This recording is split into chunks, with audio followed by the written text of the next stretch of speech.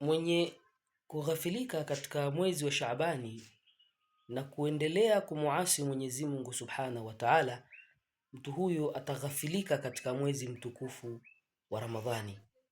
Biqadri al-istidad yakunu al-imdad, kwa kiasi cha maandalizi tutakayafanya kwa ajili ya mwezi mtukufu wa Ramadhani, maandalizi tutakayafanya katika mwezi wa Shaaban na maandalizi tuliyoyafanya katika mwezi wa Rajab, maandalizi hayo ndiyo kiasi ambacho tutapata rehma na kipawa cha Mwenyezi Mungu Subhanahu wa Ta'ala.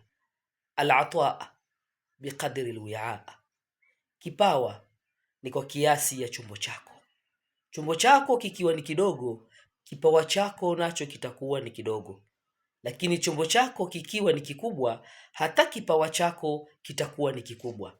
Akija mtu na kontena ya vitu anagawa, wewe ukaenda na bakuli, utapata kiasi cha kile bakuli, na yule akaenda na ndoo atapata kwa kiasi cha ndoo.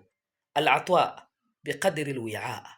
Kwa hiyo chombo chetu kiwe ni kikubwa cha kupata rehma za Mwenyezi Mungu Subhanahu wa Ta'ala. Ya dha alladhi asaita rabbaka fi shahri